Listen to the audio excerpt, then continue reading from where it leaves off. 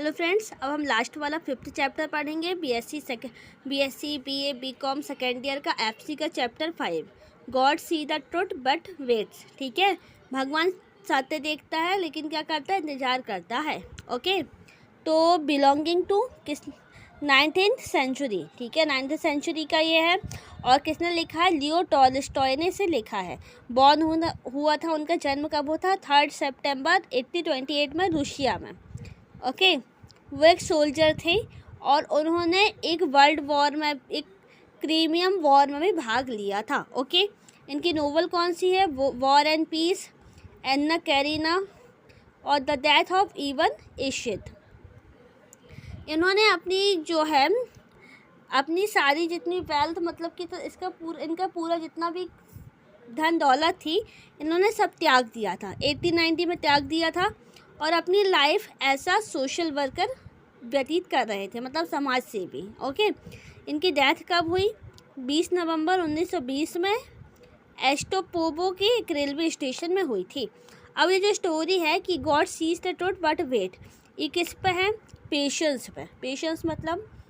Patience मतलब क्या होता है, धैर्य पे। ओके, और धैर्य पे, भरोसे पे, और बुराई को कैसे आगे, मतलब बुराई से कैसे आगे बढ़ा जाता है, उस पे है। तो एक यंग मार्चेंट है, मतलब एक व्यापारी है यंग, उसकी क्षमा पे, स्वतंत्रता पे ये डिपेंड है स्टोरी। ओके, अब आके हम इसकी स्टोरी पढ़ते हैं। ये भी बहुत बड़ा चैप्टर है, हम ऐसा स्टोरी फटाफट पढ़ लेते हैं। इंट्रोडक्शन जो है कि ऑथर क्या है कि उसका फेथ गॉड में कुछ ज़्यादा है और इसमें मॉरल वैल्यूज़ उसने एक्सप्रेस्ड की। ओके, तो व्लादिमीर क्या एक प्लेस है, वहाँ पे क्या था, एक अट्रैक्टिंग बिजनेसमैन रहता था। अट्रैक्टिंग मतलब आकर्षक बिजनेसमैन रहता था, जिसका नाम इवन डिमिट्र अक्सीनोव था। ठीक है, नाम पूरा इवन डिमिट्र अक्सीनोव। ठीक है, ये कहाँ अपने व्लादिमीर में रहता था, किसके साथ, अपनी पत्नी और बच्चों के साथ रहता था। ठीक है, उसने अपनी पूरी यूथ मतलब जवानी किस में व्यतीत कर दी थी, drinking and living a carefree life, मतलब लापरवाह रूप से और ड्रिंक करते हुए अपनी पूरी जवानी व्यतीत कर दी थी। ठीक है, अब लेकिन वो क्या कर रहा था, संभल रहा था और रिस्पॉन्सिबल बन रहा था। ठीक है, तो वो क्या, मार्चेंट है, वो व्यापारी है। तो एक दिन क्या होता है कि वो एक ट्रिप डिसाइड करता है। ठीक है, ट्रिप कहाँ जाने की, फेयर, एक मेले में जाने के लिए ट्रिप डिसाइड करता है कि वहाँ पर जाके वो कुछ बेच के आएगा, कुछ कमा के लाएगा। लेकिन इसकी जो वाइफ थी वो ऑब्जेक्शन उठाती है यहाँ पे, मतलब उसे कुछ सही नहीं लग रहा था। उसका कहना था कि इस ट्रिप के लिए उसको कल रात कोई ड्रीम आया था, मतलब उसको कोई बुरा सपना आया था, इसलिए वो अक्सीनोव को रोकने के लिए पूरी कोशिश करती है। लेकिन अक्सीनोव जो होता है वो नहीं रुकता और उसकी बात को इग्नोर कर देता है। अब वो रास्ते में जब वो जाता है तो वो एक जगह रुकता है, एक सराय में रुकता है। सराय मतलब रुकने के एक स्थान, जैसे होटल वगैरह होती है तो सराय। ठीक है, तो सराय में रुकता है, ये वो दूसरे दिन चला जाएगा। अब देखो, अब जहाँ वो रुका है वहाँ उसके दूसरे जगह, मतलब एक रूम होता है लाइन से, क्या होता है कि वो जहाँ स्टे में रुकता है वहाँ पर उसकी पहचान का एक और व्यापारी उसकी बाजू में रुकता है। मतलब रूम्स होते हैं होटल में जैसे, वैसे एक रूम में वो रुकता है और दूसरे रूम में उसकी पहचान का एक और इंसान रुकता है। अब वो थोड़ी देर रुकने के बाद वो दूसरे दिन जाने लगता है। ठीक है, तो क्या होता है कि जब वो 25 मील्स चल लेता है तो उसको क्या, एक पुलिस ऑफिसर मिलता है। ओके, और वो उससे सवाल करने लगता है कि उसने जो पिछली रात टाइम वहाँ बिताया था उसके बारे में, कि जहाँ वो रुका था ना उसके बारे में सवाल पूछने लगता है। फिर वो बताता है कि जो उसके बाजू में जो व्यापारी था, जो उसकी पहचान का था, उसकी किसी ने गले काट के हत्या कर दी है। ठीक है, तो Aksionov seemed like suspect since he know the man since they share neighbouring rooms. और तो अक्सीनोव तो कुछ जानता नहीं था उसके बारे में, वो तो अपना काम करके आ गया था। लेकिन चूँकि वहाँ पर सिर्फ अक्सीनोव ही उस व्यापारी को जानता था, इसलिए अक्सीनोव को मर्डर के केस में इन्वॉल्व कर दिया गया। ओके, और उसे दोषी ठहरा दिया गया। और जब अक्सिनोव के सामान चेक किया गया तो उसमें क्या मिला, एक blood stain knife was found, एक खून से सनी हुई चाकू मिली। ओके, अब एविडेंस वगैरह देख लो कि Aksionov protested claiming innocence, he was arrested and charged with the murder. क्योंकि अक्सिनोव ने क्या किया, खुद को बेगुनाह साबित करने के लिए पूरी कोशिश की, लेकिन फिर भी उसको मर्डर के चार्ज लगा के अरेस्ट कर दिया गया। जहाँ तक कि उसकी जो बीवी थी उसने भी उस पर भरोसा नहीं किया। ओके, अब उसको कहाँ एक अरेस्ट करके बंद कर दिया गया। अब क्या होता है आगे देखिए। अब अक्सिनोव क्या करता है, अपनी वाइफ को और अपने बेटे को क्या विदाई करता है कि मतलब अब वो जेल ही जा रहा है, और वो भगवान पे भरोसा रख के सब कुछ छोड़ देता है। ओके, अब वो कहाँ पे जाता है, अब वो साइबेरिया में जाता है। साइबेरिया में मतलब साइबेरिया की प्लेस है, वहाँ पर जाके वो ऐसा मतलब कि एज अ क्रिमिनल रहने लगता है। अब जब 26 ईयर बीत जाते हैं, वो जेल में कितने सालों से है, 26 साल से, और उसके जो हेयर्स है हैड टर्न ग्रे, उसके जो बाल हैं वो कैसे हो गए, भूरे हो गए, मतलब कि बूढ़ा हो गया है। उसकी जो चीयरफुल पर्सनालिटी थी, मतलब कि देखो उसके बाद पहले इतना पैसा था, सब कुछ था, तो चीयरफुल पर्सनालिटी थी, बहुत खुशमिजाज टाइप की, लेकिन वो भी कहीं गायब हो गई थी।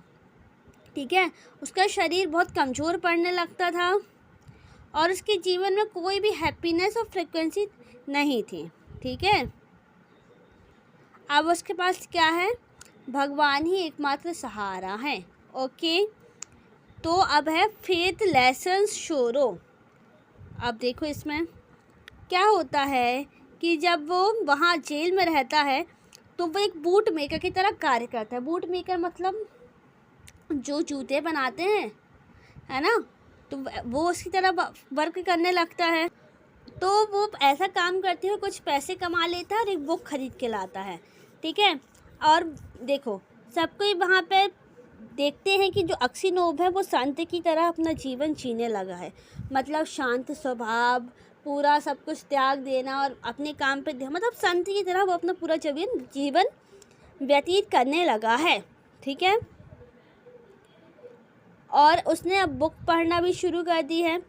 अब देखो होता क्या है कि रविवार को उन्होंने क्या किया, धार्मिक कार्यक्रम में भाग लिया और वहाँ पे क्या गाना भी गाया।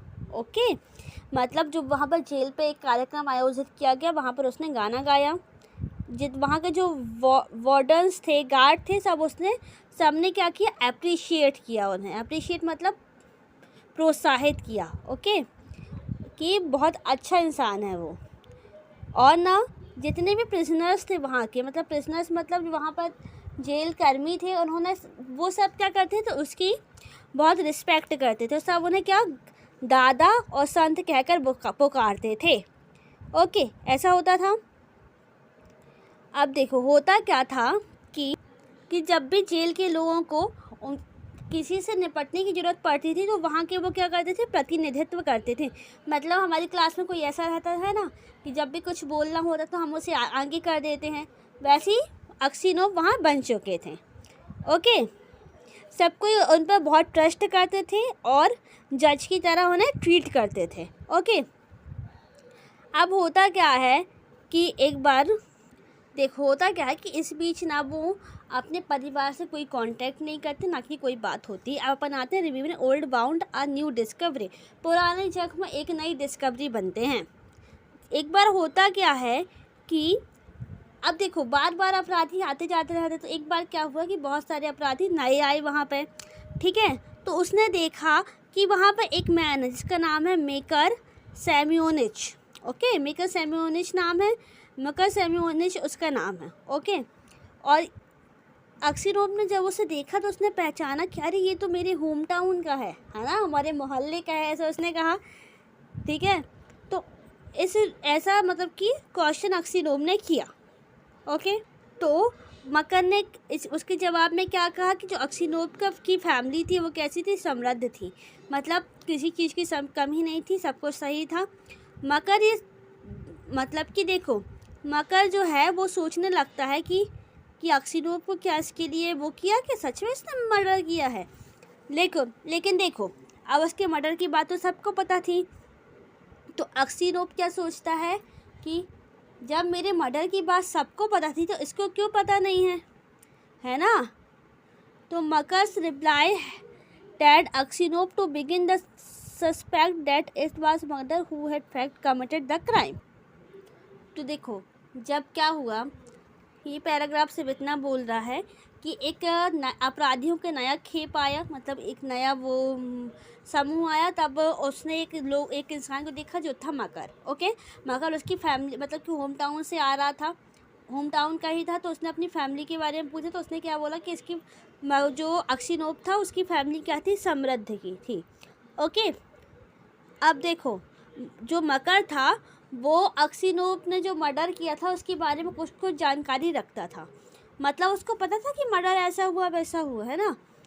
तो मकर का जो रिप्लाई था, इसको देख के अक्सीनोप को शक होने लगा कि मकर ही तो नहीं है जिसने कमिटेड द क्राइम, जिसने क्राइम किया है। ओके, तो tormented by painful memories and by a sense of all years he had, इतनी जो दर्दनाक यादें थी उसके साथ, और इतने सालों से वो था, मतलब कि जिस हत्या के लिए वो काम, मतलब हत्या के लिए जो सजा पा रहा था, वो हत्या तो उसने की ही नहीं थी। वो हत्या किसने की थी? वो हत्या मकर ने की थी। ओके, समझ में आ गया। अब क्या हुआ, ये वाला पैराग्राफ ये कह रहा है कि होता क्या है कि मकर जो है वो भागने के लिए, जेल से भागने के लिए क्या करता है एक सुरंग बनाना शुरू कर देता है। ठीक है, और ये चीज़ अक्सीनोप देख लेता है। अब अक्सीनोप क्या कर सकता था कि आसानी से अधिकारी को बता सकता था, सारे अधिकारी तो उसकी रिस्पेक्ट करते हैं, लेकिन उसने नहीं बताया और चुप रहने का फैसला किया। अब आखिरी में क्या होता है कि वो जो सुरंग है वो पकड़ी जाती है ना। जो मकर सुरंग बना रहा था वो पकड़ी जाती है। तो जब सुरंग जब पकड़ी जाती है तो अब उसकी पहचान कोई अपराधी के रूप में तो नहीं करेगा। अब दोनों जन साथ में थे, सबको लगा था अक्सीनोप ने खोदा है सुरंग, लेकिन ऐसा होता नहीं है। अब अक्सीनोप से क्या होती है, बार बार पूछताछ की जाती है कि सुरंग किसने खोदी है, कैसा। लेकिन अक्सीनोप कहते हैं कि मुझे नहीं पता सुरंग किसने खोदी है, उन्होंने कुछ बोलना के बारे में सोचा ही नहीं कि मैं सत्य बता दूँ। अब उनकी बात पे क्या सब विश्वास करते थे, तो उन्हें इतना पता था कि अक्सीनोप तो है वो झूठ बोलता नहीं है, और अक्सीनोप यही नहीं चाह रहा था कि मकर को क्या मिले, सज़ा मिले, है ना। अक्सीनोप चाहे तो मकर को फंसा सकता था, लेकिन उसने ऐसा नहीं किया। वो नहीं चाहता था कि मकर को क्या मिले, सज़ा मिले। ओके, अब है ट्रांसफॉर्मेशन ऑफ अ क्रिमिनल, एक अपराधी का परिवर्तन। कुछ रातों के बाद, उस रात के बाद मकर जो है वो अक्सीनोप के बिस्तर के पास आया और उससे क्या क्षमा मांगने लगा। और उसने क्या किया, उसने कबूल कर लिया कि जो अक्सीनोप के बैग में जो खून से सना हुआ चाकू था वो मकर ने ही छिपाया था, और उसने ही उस व्यापारी को मार डाला है। ओके, और उसने इस अपराध को कबूल करते हुए क्या पेशकश की कि अक्सीनोप को जेल से रिहा कर दिया जाए और वो अपने घर और अपनी फैमिली वापस चले जाए। ठीक है, और जो मकर था वो अक्सीनोप से माफ़ी मांग रहा था और बार बार माफ़ी मांग रहा था, और क्या कह रहा था, और साथ साथ रो रहा था। उसने ये भी कहा कि जब अक्सीनोप को पता था कि सुरंग वही बना रहा है तो उसने क्यों नहीं बताया। वो बता भी सकता था लेकिन उसने नहीं बताया। ये देख के मकर बहुत माफ़ी मांगने लगा बार बार, है ना। और अक्सीनोप क्या करता था, अक्सीनोप क्या करते थे कि अक्सीनोप ने कहा कि भगवान तुम्हें माफ़ कर देंगे, शायद मैं तुमसे 100 गुना बुरा होऊंगा इसलिए मैं सब झेल रहा हूँ, है ना। अक्सीनोप को भगवान में बहुत फेथ था, तो सब कुछ भगवान पे छोड़ते हुए चले जा रहे थे। दोनों जन रो रहे थे और ये सब देखते हुए क्या कहा, क्या देखा अक्सीनोप ने, क्या देखा कि उसके अंदर से कुछ चीज़ निकल रही है, कुछ हल्का सा फील हो रहा है, मतलब कि उसकी डेथ हो रही है। सीधी सी बात यहाँ पर जो है कि he suddenly felt a load leave him, कि एक भार उसे छोड़ रहा है, मतलब उसकी डेथ निकट है ना, मृत्यु निकट है। तो उसने कहा कि मुझे अब ये जेल छोड़ने की कोई ज़रूरत नहीं है, क्योंकि अब मैं सिर्फ मृत्यु चाहता हूँ। ठीक है, अब यहाँ पे मकर ने क्या किया, अपना पूरा गुनाह कबूल कर लिया और वहाँ पे अक्सीनोब की डेथ हो गई। तो देखो उसको इंसाफ कब मिला, जब उसकी डेथ हो गई। भगवान देखता तो है लेकिन देर से, इतना भी देर क्या काम था, बेचारे की डेथ ही हो गई। कंक्लूज़न क्या है, तो ये जो स्टोरी है किसके बारे में, फॉरगिवनेस, मतलब हमें क्या करना है, सिर्फ क्षमा कर देना है। ठीक है, अपने जीवन में बदले को छोड़ के क्या करना, बदला नहीं लेना बल्कि क्या करना है, छोड़ देना है। ठीक है, जो क्रिमिनल था मकर सिमोइचिस, वो क्या हो गया कि वो भी अक्सीनोब की तरह, कैसे अक्सीनोब की तरह हो गया, स्पिरिचुअल हो गया, उसका ट्रांसफॉर्मेशन हो गया, है ना। वो भी क्रिमिनल था लेकिन उसने भी अपना गुनाह कबूल कर लिया और अक्सीनोब को हैड फॉरगिवन, अक्सीनोब को भी इंसाफ मिल गया। लेकिन जो 26 साल का सफ़र था अक्सीनोब का, वो तो कठिन था, है ना। भले मृत्यु अच्छी हो लेकिन जो सफ़र था बेचारे का, वो तो पूरे जीवन बर्बाद हो गया। तो हम इस कहानी का सिर्फ इतना ही मतलब है कि हमें क्या करना है, सिर्फ क्षमा करनी है। ओके, बदला नहीं लेना, सिर्फ क्षमा करनी, जितना हो सके अच्छा करना है। Thank you for watching my video, like share and subscribe.